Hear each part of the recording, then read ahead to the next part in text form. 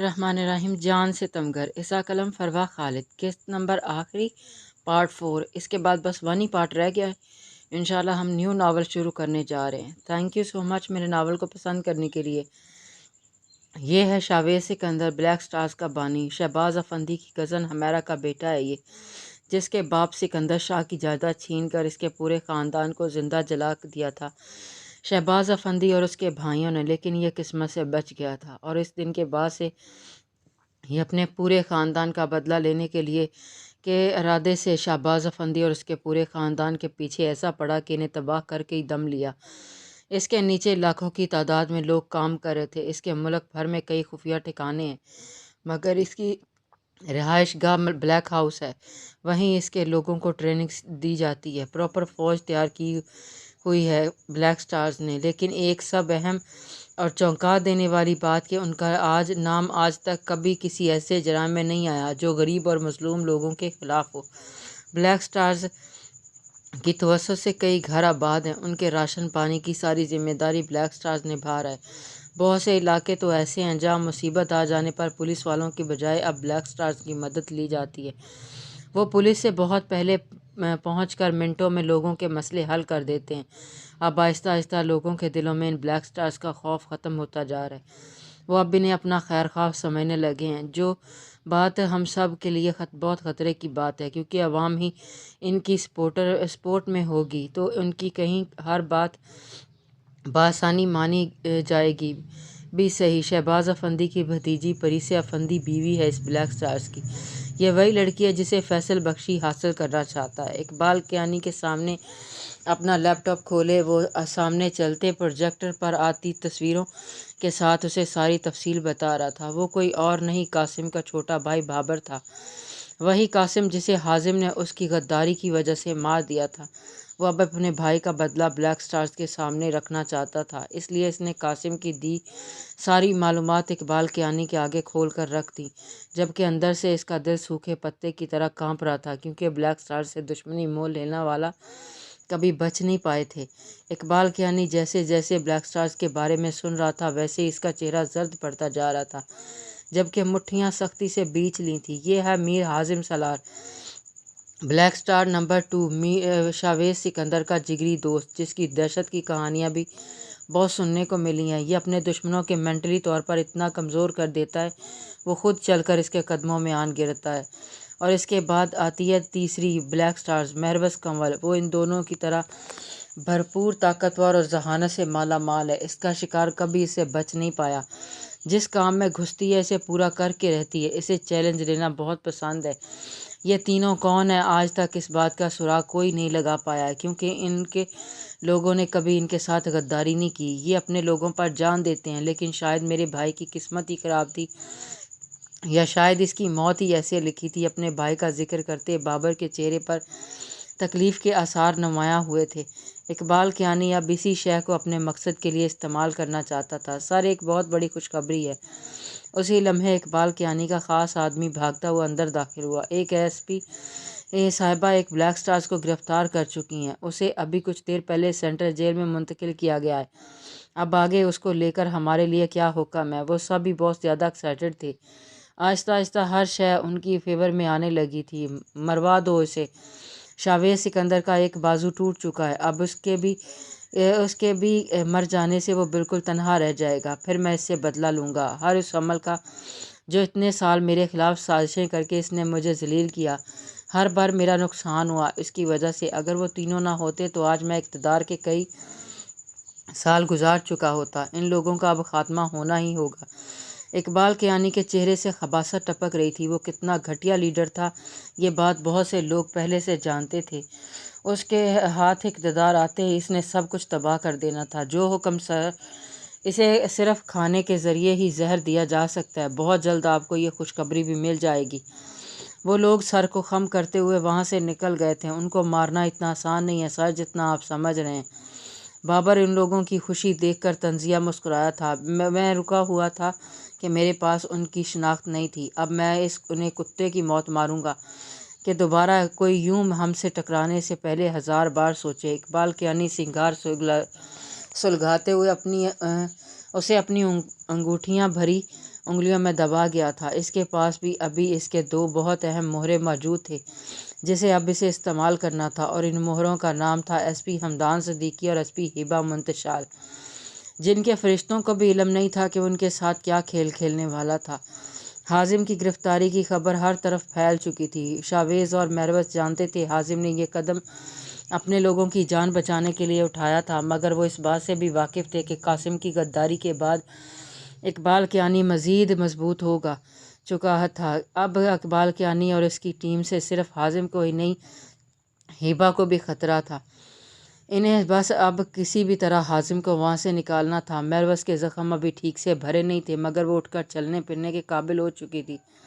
اس وقت ان سب پر خطرہ منڈلا رہا تھا۔ میروس ایسے وقت میں اپنے بلیک سٹارز اور اپنے لوگوں کو اکیلا نہیں چھوڑنا چاہتی تھی۔ اس کے گینگ کا سب سے بڑا مشن اب اختتام کی منزلیں طے کر رہا تھا، جس کے بعد یا تو اقبال کیانی اور اس کی پوری ٹیم مٹنے والی تھی، یا پھر بلیک سٹارز کا نام و نشان ہمیشہ کے لیے ختم ہونے والا تھا۔ میروس جانتی تھی حمدان اب ان کے ساتھ تھا۔ حمدان کی جنگ بھی ہمیشہ سے اقبال کیانی کے خلاف رہی تھی، کیونکہ اس کے بھائی کی بربادی کا ذمہ دار اقبال کیانی ہی تھا، اور مریم نے بھی اقبال کیانی کے کہنے پر اس کی بیوی کی جان لینے کی کوشش کی تھی۔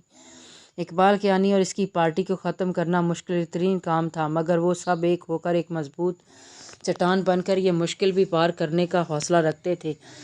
ایس پی ہبہ، یہ کیا بے وقوفی ہے آپ کی؟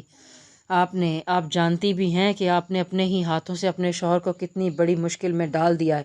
پلیز وہ غلطی مت کریں جو میں نے ایک بار کر چکا ہوں۔ ضروری نہیں ہر ایک کو میری طرح دوسرا موقع ملے۔ میں ابھی تک اپنے گلٹ سے نہیں نکل پا رہا ہوں۔ میں نے یہ وردی پہنتے حلف اٹھایا تھا کہ ہمیشہ ایمانداری اور نیک نیتی سے اپنے ملک کی خدمت کریں گے، جس میں یہ کہیں نہیں لکھا کہ ہمیں اپنے کرپٹ آفیسران کی جانب سے دیے گئے جانے والے ہر اچھے اور برے آرڈر کو اندھا دھند فالو کرنا ہے۔ کمشنر سر اس وقت جس بھی مجبوری کے تحت ہی صحیح، مگر ان لوگوں کے زیر سایہ آ چکے ہیں، لیکن ہم اب یہ نہیں کر سکتے، چاہے اس کے لیے ہم سے ہماری وردیاں ہی کیوں نہ چھین لی جائیں۔ ہمیں آج اپنے محکمے کے خلاف جا کر اپنے ملک کی عوام کی خاطر کھڑا ہونا ہوگا۔ میں بھی آج تک بلیک سٹارز کو غلط سمجھتا آیا ہوں، مگر اب مجھے سمجھ آئی کہ وہ بھی ہماری طرح ہی ہماری قوم کے لیے کام کرتے آئے ہیں۔ انہیں ظالم ہونے کا خطاب تو دیا گیا، مگر وہ تو مظلوموں لوگوں کے خیرخواہ نکلے ہیں۔ وہ بنا وردی کے آج تک وہ کام کرتے آئے ہیں جو ہمارا فرض تھا، مگر ہماری وردی نے ہی ہمارے آگے حد بندیاں قائم کر کے ہمیں پوری طرح سے اپنے لوگوں کے لیے کام نہیں کرنے دیا تھا۔ حمدان ہبہ کے آفس آتے اس پر پھٹ پڑا تھا، کیونکہ وہ جانتا تھا ہبہ کتنی بڑی غلطی کر چکی ہے حازم کو جیل میں ڈال کر، جس کا انجام بہت برا ہونے والا تھا۔ حمدان کی باتیں سنتے ہبہ کو محسوس ہوا تھا جیسے کسی نے اس کا دل پیروں تلے مسل دیا ہو۔ اگر واقعی حازم کو کچھ ہو جاتا تو کیا وہ خود کو معاف کر پاتی؟ حازم قصوروار ہے، اس نے میرے بابا کو قتل کیا، انہیں آگ میں زندہ جلایا ہے۔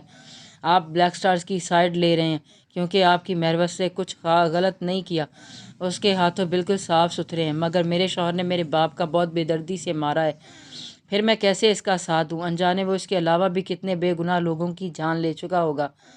ہبہ بہت اذیت سے بولتی حمدان کے سامنے اپنی زندگی کا کڑوا سچ رکھ گئی تھی۔ محبت کرتی ہو تم حازم سے؟ حمدان کے سوال پر ہبہ نے فوراً نگاہیں اٹھا کر اس کی جانب دیکھا تھا۔ اگر محبت کرتی ہو تو اعتبار بھی ہونا چاہیے تھا نا؟ ہم پولیس والے دن رات مجرموں کو پکڑتے، ان پر تشدد کرتے، اپنے احساسات جذبات بھی کھو دیتے ہیں، بالکل بے حس اور سنگ دل بن جاتے ہیں۔ ہمیں ہر انسان مشکوک ہی لگنے لگتا ہے، چاہے وہ ہمیں کتنا ہی عزیز کیوں نہ ہو اور ہماری زندگی میں سب سے اونچے مقام پر ہی کیوں نہ ہو۔ کیا آپ نے ایک بار بھی یہ سوچا ہے اگر حازم غلط ہوتا تو وہ اپنے منہ سے اپنے جرم کا اقرار کیوں کرتا؟ وہ تو آپ کو اپنے قریب لانا چاہتا تھا نا؟ پھر آخر وہ سچ آپ کے سامنے کیوں لاتا جس کے بارے میں آپ کو ذرا سا علم بھی نہیں تھا؟ آپ تو یہی سمجھی بیٹھی تھی نا کہ آپ کے بابا کی موت ایک حادثے کے تحت ہی ہوئی ہے۔ حازم کے بتانے کے بعد ہی آپ کے سامنے سچائی آئی، وہ غلط ہوتا تو کبھی بھی یہ سچ آپ کے سامنے نہیں لاتا۔ آپ یہیں سے اندازہ لگا لیں کہ اس کی نیت بری نہیں تھی۔ جس انسان کو وہ اپنے سگے باپ کی طرح مانتا تھا، آخر اسے اتنی بے دردی سے مارنے کی نوبت کیوں آئی؟ میں اس کی اصل وجہ جانتا ہوں، مگر آپ کو نہیں بتاؤں گا، مگر بس اتنا کہنا چاہوں گا کہ حازم سالار کی 2 بڑی بہنیں بھی تھیں جو آپ کے گھر سے اچانک غائب ہو گئی تھیں۔ کیا کبھی آپ نے ان کے حوالے سے کوئی انویسٹیگیشن کی ہے؟ وہ کہاں گئیں؟ اور کیا حازم سالار جیسے پاورفل بندے نے انہیں ڈھونڈنے کی کوشش نہیں کی ہوگی؟ کیا پتہ اس کی بہنوں کی گمشدگی کا تعلق آپ کے بابا کی موت کے ساتھ نکلتا ہو۔ ہونے کو تو کچھ بھی ہو سکتا ہے، میں اس سے زیادہ آپ کی مدد نہیں کر سکتا، لیکن آپ حازم سالار کے ساتھ جو کر رہی ہیں وہ آپ کی آگے کی پوری زندگی کے لیے پچھتاوا بن سکتا ہے۔ ہمدان اپنی بات مکمل کرتا وہاں سے نکل گیا تھا، جبکہ ہبا انجانے کتنے ہی لمحے اپنی جگہ سن سی کھڑی رہی تھی۔ اس کے دل میں درد سا اٹھا تھا، کیا وہ واقعی حازم کے ساتھ غلط کر چکی تھی؟ میم، ایک بہت بری خبر ہے۔ اسی وقت ایک پولیس اہلکار بھاگتے ہوئے اندر آیا تھا۔ بلیک سٹارز کو کھانے میں کسی نے زہر دے دی ہے، اسے فوری طور پر ہاسپٹل لے جانے کی کوشش کی گئی، مگر وہ زہر کی مقدار اتنی زیادہ تھی وہ موقع پر ہی دم توڑ گیا۔ یہ الفاظ نہیں تھے، پگھلا ہوا سیسا تھا جو ہبا کے کانوں میں انڈیلا گیا تھا۔ حازم کی موت کی خبر ہر نیوز چینل، سوشل میڈیا میں گردش کرنے لگی تھی، جس سے بہت سے لوگ خوش تھے جبکہ بہت سارے غم میں ڈوب چکے تھے۔ ان سب کو ابھی تک یہی کہا گیا تھا کہ میرویس کی بھی ڈیتھ ہو چکی ہے، جس کی وجہ سے سب لوگ مزید ٹینشن میں آ چکے تھے۔ اپنے اوپر بیٹھے ضمیر فروش اقتدار کے بھوکے لیڈر سے نجات انہیں صرف بلیک سٹارز کی صورت میں ہی نظر آ رہی تھی، مگر بلیک سٹارز کو ایک ایک کر کے ختم ہوتا دیکھ لوگوں کی امیدیں بھی ٹوٹنے لگی تھی۔ واہ کیانی صاحب، کیا کھیل کھیلے رہے ہیں آپ، مان گئے ہم آپ کو۔ سیٹھ فاروق نے یہ خبر دیکھتے ہی خوشی سے جھومتے اقبال کیانی کو کال ملائی۔ وہ بھی اقبال کیانی کی جماعت کے لیڈرز میں سے ایک تھا، جو اچانک اپنے حق میں ہوتے ہوئے حالات دیکھ کر اب کافی حد تک سکون میں آ چکا تھا۔ میں نے کہا تھا نا تم سے، یہ بلیک سٹار مجھے بھی باقی سب کی طرح آسان مشن سمجھ رہے تھے، مگر بیچارے بہت غلط جگہ آن ٹکرائے ہیں۔ اب میں اس شاویز سکندر کو میری طاقت کا اندازہ ہو ہی گیا ہوگا، وہ بہت جلد دم دبا کر بھاگنے کی کوشش کرے گا، مگر بھول ہے یہ اس کی کہ میں اسے بچ کر جانے دوں گا۔ ابھی تو اس سے پریسی افندی کو بھی چھیننا ہے۔ اقبال کیانی کے ہر انداز سے اس کی خوشی ٹپک رہی تھی، جب اچانک دوسری جانب سے سیٹھ فاروق کی کال کٹ گئی تھی۔ اقبال کیانی کو عجیب تو لگا، مگر اپنی خوشی میں مست وہ اس عام سی بات پر زیادہ دھیان نہیں دے پایا تھا۔ ہبا بہت بری حالت میں جیل میں پہنچی تھی، جہاں سنکی سیمنٹ کے سرد بینچ پر حازم کی لاش رکھی گئی تھی، اس کے اوپر سفید رنگ کی چادر دی گئی تھی۔ آس پاس بہت سے لوگ موجود تھے۔ ہبا کو آتے دیکھ جیلر نے ان سب کو وہاں سے ہٹا دیا تھا۔ سر ایس پی صاحب ہبا ڈیڈ باڈی کے پاس پہنچ چکی ہیں، ایک جانب کھڑے شخص نے نہایت ہی دبی آواز میں دوسری جانب کال پر موجود اقبال کیانی کو اطلاع دی تھی، جو گہرے صدمے میں ہونے کی وجہ سے ہبا نہیں سن پائی تھی، مگر وہ کسی اور کی زرق سماعت تک ضرور پہنچ چکی تھی۔ ہبا کی آنکھوں سے ایک آنسو بھی نہیں نکلا تھا، وہ گہرے شوق کے زیر اثر تھی اس وقت۔ وہ حازم کے قریب آتی اس کے چہرے سے چادر ہٹا گئی تھی، جب سامنے آنکھیں موندے پڑے حازم کو دیکھ اس کے ہونٹوں سے سسکی برآمد ہوئی تھی۔ تم نے جان بوجھ کر کیا نا یہ سب، تم جانتے تھے نا یہ لوگ تمہیں مروا دیں گے؟ ہبا اس کے قریب جھکی نہایت کمزور آواز میں بولی تھی، جو وہاں کچھ فاصلے پر کھڑا اقبال کیانی کا کرندہ بھی نہیں سمجھ پایا تھا۔ میں اب بھی سب جان بوجھ کر ہی کر رہا ہوں، تمہیں اب میں جو کہتا ہوں وہ کرو۔ حازم کی آنکھیں بند تھیں، مگر اس کے ہلتے ہونٹ نہایت باریک آواز سنتے ہبا کا سر چکرا گیا تھا۔ تم؟ ہبا ہکلا گئی تھی، اسے یقین نہیں آیا تھا یہ شخص اتنی اچھی ایکٹنگ بھی کر سکتا ہے۔ رونا مت، ہم پر کیانی کی نظر ہے، کسی بھی طرح مجھے یہاں سے نکالو۔ یہ جیلر ہمارا آدمی ہے، اس کے علاوہ یہاں موجود ہر آدمی کیانی کا کرندہ ہے۔ حازم کی بات سنتے ہبا کو لگا تھا اس کے مردہ وجود میں واپس سے روح پھونک دی گئی ہو۔ اس کا حازم زندہ تھا، اسے کے رب کی جانب سے ازالے کا ایک موقع اور دے دیا گیا تھا۔ ہبا کی جان میں جان واپس لوٹ چکی تھی، مگر شدید صدمے سے گزرنے کی وجہ سے ابھی اس کا دماغ ٹھیک سے کام نہیں کر رہا تھا، لیکن وہ اس وقت اتنی خوش تھی کہ اس کی خوشی سے جھومنے کو دل چاہا تھا۔ ساجد، اس ڈیڈ باڈی کو سرد خانے میں لے جاؤ، میری کمشنر صاحب سے میٹنگ ہے، اس کے بعد اس کا پوسٹ مارٹم کیا جائے گا۔ ہبا کے آرڈر پر وہاں موجود اقبال کیانی کا کرندہ چونکا تھا۔ یہاں پر ہی تو اقبال کیانی ہبا کی اصلیت جاننا چاہتا تھا، مگر ہبا کو حازم کے لیے ایک آنسو بھی نہ بہاتے دیکھ وہ لوگ بہت زیادہ حیران ہوئے تھے۔ تم جاؤ یہاں سے اور باقی قیدیوں کو دیکھو، یہ جو اتنی بڑی کوتاہی ہوئی ہے اس پر میں بعد میں تم سب کی انویسٹیگیشن کرتی ہوں۔ ہبا اپنے روبدار لہجے میں بولتی اقبال کیانی کے کرندے کو وہاں سے جانے کا بولتی خود بھی وہاں سے نکل گئی تھی۔ ہبا حازم کی ہدایت کے مطابق خود تو آفس میں آ گئی تھی، مگر اس کے دل کو عجیب سا دھڑکا لگا ہوا تھا۔ وہاں حازم صرف اس جیلر کے ساتھ اکیلا تھا، آس پاس دشمنوں کا ڈھیر موجود تھا۔ ہبا آفس میں بے چینی سے ٹہل رہی تھی جب اسے دروازے پر آہٹ محسوس ہوئی۔ ہبا فوراً الرٹ ہوئی، جب سیاہ کپڑوں میں ملبوس چہرے کو سیاہ رومال سے چھپائے हाजिम अंदर दाखिल हुआ। हिबा इसे ज़िंदा सलामत अपने सामने देख अपने आंसू नहीं रोक पाई थी और इसके ज़िंदा होने का यकीन करती सीधी इसके सीने से जा लगी थी। तुमने मेरी जान निकाल दी थी हाजिम सलार, आखिर क्या हो तुम? कोई काम सीधे तरीके से नहीं कर सकते क्या? हिबा उसके सीने से लगी नम लहजे में बोलती हाजिम के पीछे जेलर के रूप में खड़े शावेज सिकंदर को नहीं देख पाई थी। हाजिम हिबा के गिर्द अपने मजबूत बाहों का हिसार कायम करता खुद भी लम्हे भर को शावेज़ की मौजूदगी फरामोश कर गया था। जब शावेज़ को ही गला खंगार कर अपनी मौजूदगी का एहसास दिलाना पड़ा था। हिबा एक झटके से हाजिम से दूर हुई। इसने हैरत से जेलर बने शख्स को देखा था जिसका चेहरा भी हाजिम की तरह स्याह मास्क से ढका हुआ था। ये शावेज़ है। हिबा की हैरत को दूर करते हाजिम ने शावेज़ का तारुफ करवाया, जो सुनकर अपनी बेख्तियार हरकत पर हिबा मज़ीद शर्मिंदा हुई थी। तुम थोड़ी देर सब्र नहीं कर सकते थे? इसकी हकीकत जान लेने के बाद पहली बार हिबा खुद से इसके करीब आई थी। हाजिम टिठाई से बोला, जबकि हिबा इसकी बेशर्मी पर इस पर हाथ छुड़वा गई थी। गिले शिकवे करने के लिए आप दोनों को कोई मुनासिब जगह ढूंढनी होगी। हमारा यहाँ रुकना खतरे से खाली नहीं है।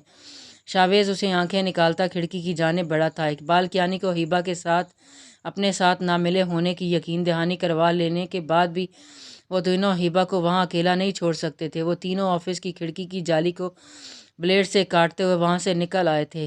इकबाल कियानी ने अपनी सारी फोर्सेस को इनके खिलाफ मुतहरक कर रखा था, जबकि वो लोग इन फोर्सेस के मुकाबले में कम थे और अब तो उनकी शनाख्त भी इकबाल कियानी के सामने आ चुकी थी। कासिम की गद्दारी के बाद वो इस नाजुक वक़्त में अपने बाकी आदमियों पर भी ज़्यादा भरोसा नहीं कर सकते थे, इसलिए उन्हें अपना हर कदम बहुत फूंक फूंक कर रखना था। कभी भी किसी भी लम्हे कुछ भी हो सकता था। कैसे हैं सेठ साहब? मुझे पता चला आप ब्लैक स्टार्स को बहुत शिद्दत से याद कर रहे थे, तो मुझसे आपसे दूर रहा ही नहीं गया।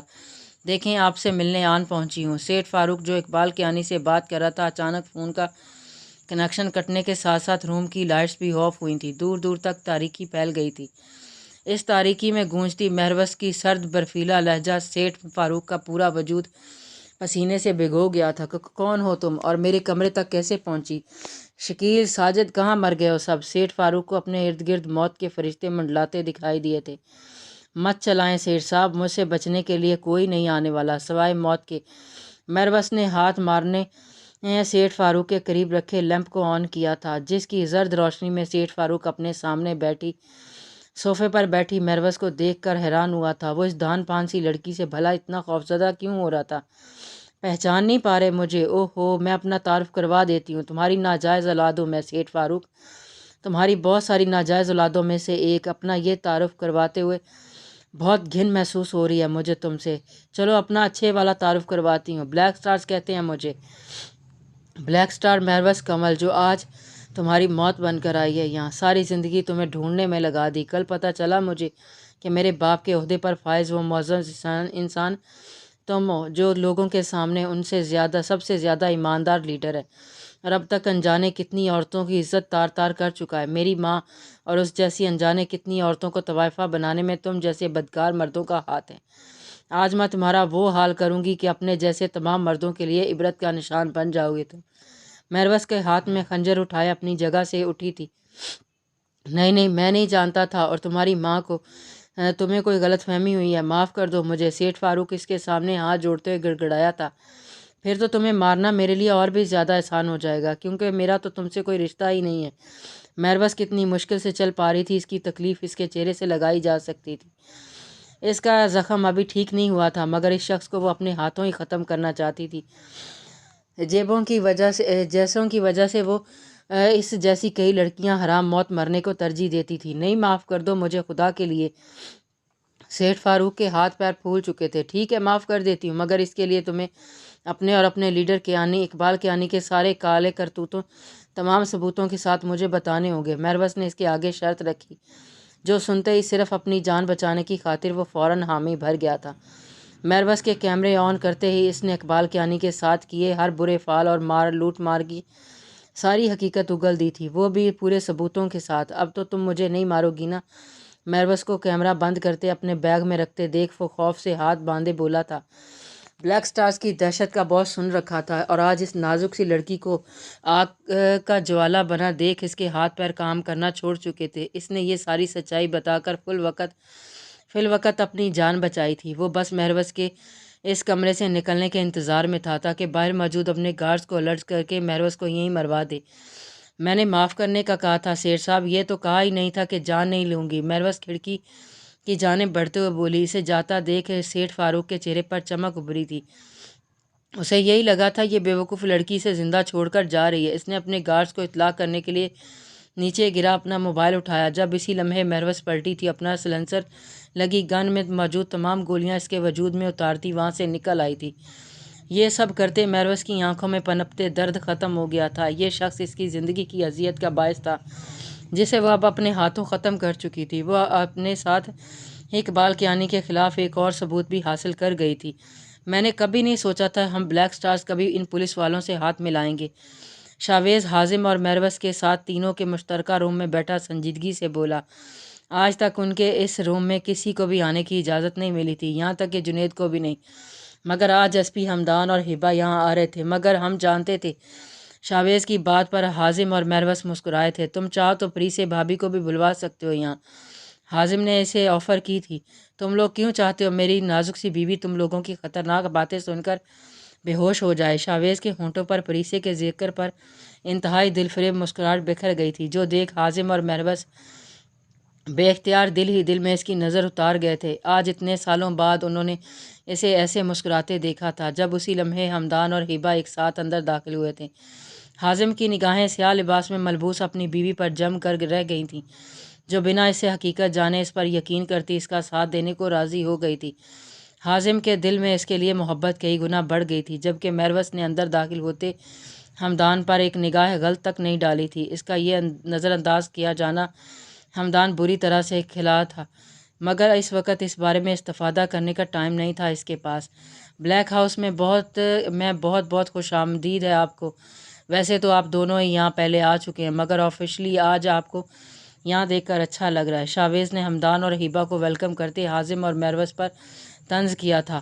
وہ ہر بات سے باخبر تھا۔ مہروز نے اب کی بار بھی سر اوپر نہیں اٹھایا تھا، جبکہ حازم یہاں بھی ڈٹھائی سے مسکرا رہا تھا۔ ہمیں بھی کرنا ہے، آج ہی کرنا ہوگا۔ سیٹھ فاروق کی موت کی خبر بہت جلد اقبال کیانی تک پہنچ جائے گی، جس کے بعد اقبال کیانی کچھ بھی سنگین قدم اٹھا سکتا تھا۔ یا تو وہ پلٹ کر ہم پر حملہ کرا دے گا یا پھر ملک سے فرار ہو جائے گا۔